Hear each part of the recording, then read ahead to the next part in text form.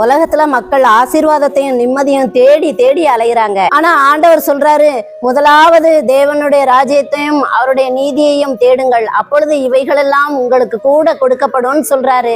தேவனுடைய ராஜ்யத்தை தேடுங்கள்னா எப்படி தேடணும்னு இன்னும் மக்களுக்கு தெரியல. தேவனுடைய ராஜ்யத்தை தேடுறது ரொம்ப சுலபங்க.